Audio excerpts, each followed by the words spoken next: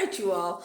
I'm your girl, Michelle Hope Walker, civil rights leader, Michelle Hope Walker, actress, comedian, civil rights leader, Michelle Hope Walker, rapper, singer, Blondie Pink.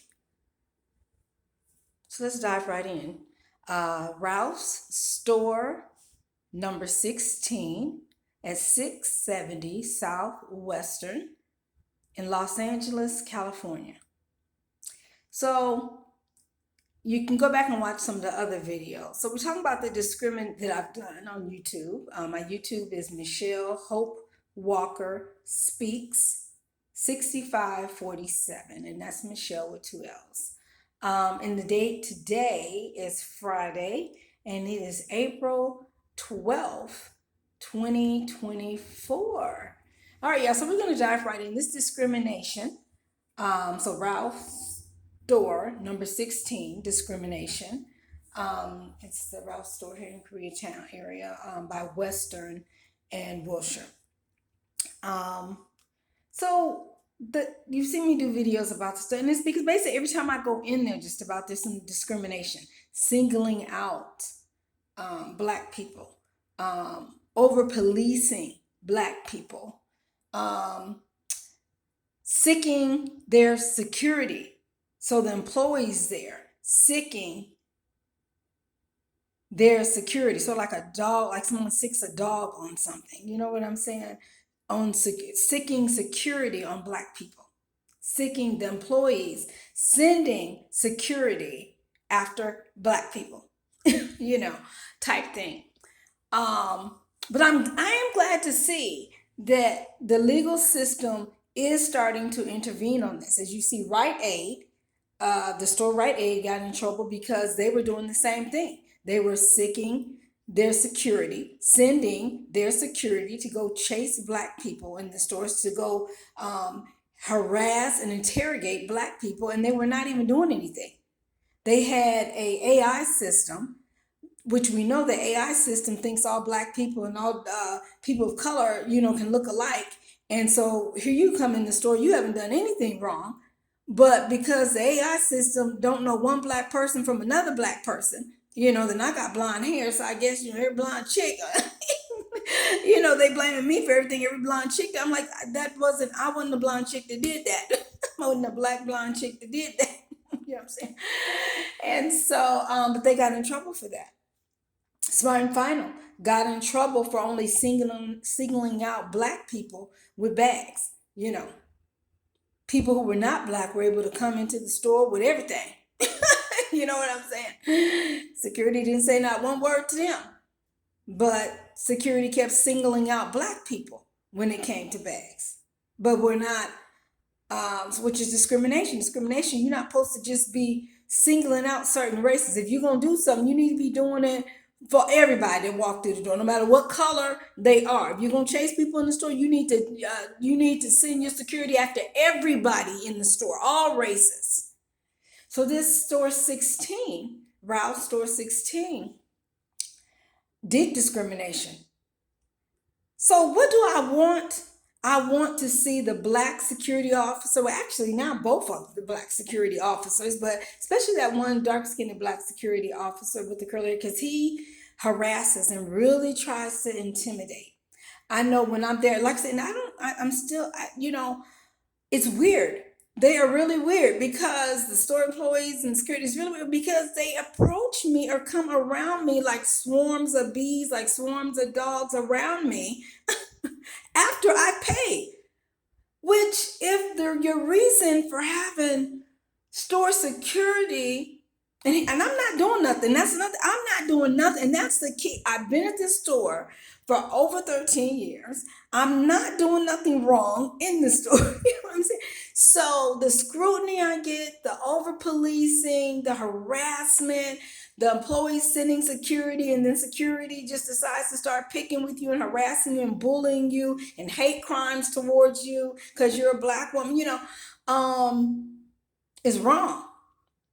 And like I said, even when I was just here at the store that I talked about on April 10th, 2024, again, it was after I paid. So I'm in self checkout. Usually I'm number 15. The self checkout system has cameras in them. You have cameras all at the beginning. As a matter of fact, when I went in the store April 10th, 2024, there was a manager. She's a short Latino woman with like a little short black afro or something in the sense, but he was looking up at that security. And this is the sad part there is that the managers are behind a lot of this stuff when it comes to the discrimination of Black people. And I've been at the store and have heard the store employees and the managers say, go follow that person, go follow that person. And they're Black. Rarely, matter of fact, I don't even think I've ever seen them follow a non-Black person. Other than, like I said, in past time, we've had some good security officers that they checked everybody. I mean, I've done security before. So I understand the point of your job and that you need to, but you're not constantly going to single out certain people, and you're not going to constantly be up in people's face and you have a gun. We didn't carry guns. This security here, they carry guns. So that's very intimidating. This Pacific security company is United Agency Services. So this Black man, he's the one that has the curly hair, and now he wears glasses. Sometimes he would literally wear a trench coat. I don't think his mind is totally right too. And so but Rouse has hired him. They hired that person, and United Agency Services security company hired that person. He even one time told me, I mean, it's like he said stuff around me, I guess, to try to scare me, it's just weird, which I don't really feel like his mind. And again, I pray for people going through different mental situations, but I pray but he shouldn't be working in security at a store anywhere, really. He should not be in control of security, and then he lies on people, But one time he told me he got arrested at Rouse because a customer called police on him, and I can see that, which lets me know he is singling out a lot of people, harassing and bullying and hate crime and a lot of people. But I know on April 10th, when he went by me, first of all, now I understand it's a certain part where they stand in the self checkout, sometime in the middle, where they're supposed to be watching everybody. Although when I look up, I feel like they're only watching me. It's like, not feel, I see it. Because they single, and that's why I always say, attorneys, thank God, they got all this filming and footage. And a lot of times I like it because I can get an attorney to get that footage, and the footage will show the discrimination that security is doing and the employees are doing, because it's going to show everything. So I don't mind cameras. You know what I'm saying? Like I tell people, turn on your camera when you feel unsafe, especially with us Black women, because they always act like we're the aggressor. And actually, people use that because this actually security officer at Rouse Store 16, he just started screaming and yelling at me, and I was like, what is going on? I'm at the self checkout checking out. I think he got close to me again, and he has a gun. And I'm learning he does this to intimidate. He's trying to intimidate, because again, I talked with the manager about, they got the whole store. Why, when I come in, he is only single and focused, which is discrimination on me. And I'm not doing nothing wrong. I've not done nothing wrong. I'm not doing nothing wrong. I'm planning on doing nothing wrong. So it's almost like what they say, harassment, and what's the word I'm looking for, where they get mad at you because you told on them or something of the sort, where retaliation. But it's not just security officers, it's also them employees and the managers. So I want to see those security officers gone, and it's sad to ask for 2 Black security, but those are the ones. It was a Latino one too, but it's one that cool. This cool, but and then there was a white tone. He do the same. So it's just they do, and I believe that, and that's why we need the managers gone from there too. Sanchez, and Gilbert, and a lot of, really, they just need to clean house at that Rouse Store 16. They need to remove the employees, the managers, hire new security, and then they need to train the new people that come in. They can try training these that are there, And when I say training, training them to not discriminate against black people. These trainings got to get more specific. Specific on do not discriminate against black people. Because when they just do diversity training, a lot of times they rarely mention it how, to not discriminate against black people. They're just talking about people, a lot of times they rarely do, or they do a short little discussion on, not to discriminate against black people, you know what I'm saying? But no, we need diversity trainings about to not discriminate against black people. All black people look different, just like all other races of people look different. You don't single out certain black people because they don't look the way I think a black the way I think the black woman should. Whatever. No, we all wear different hairstyles. We all look different. We all different shades. We just all got our own different styles, just like everybody else. It's just like when we talk about hashtag black people doing normal things. But people looking at it like it's strange. But when another race does the same things that you're doing that are normal, they say nothing. They don't say anything about that. But when a black person is just doing normal activities, you have people just really scrutinizing, looking at them suspiciously, like they're doing something wrong, like they're gonna do something wrong, and that's wrong. But this Rouse Store 16, because I don't like to just be talking. No. One, when you see me on here, I would have probably just left out the store and dealt with the racism again. Discrimination, racism. I'm really focusing on discrimination because discrimination too is on singling people out, and that's what's being done in that store. When you discriminate against race, age, or different things, and so they're discriminating against black people.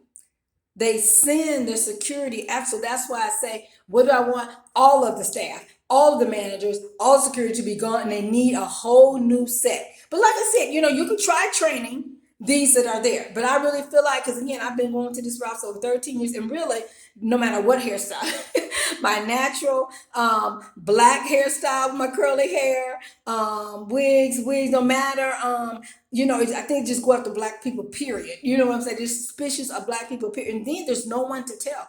You tell Sanchez, or you tell, I think he's the top manager, or you tell Gilbert, it really doesn't make a difference. They don't care.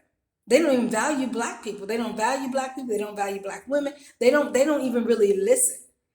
And as their security that they've hired are watching that, then they're like, okay, so my bosses don't value black people and they don't value black women. Actually, they already know that the managers and employees at that Rouse, Store 16, Los Angeles, California, 670 Southwestern, has already been the one that told them to go after the black people. And this security, like I said, the black one was two black ones, but the one with the curly hair, and he's always trying to disguise himself, because I think he gets in trouble a lot with us customers. And that's another thing, we're customers.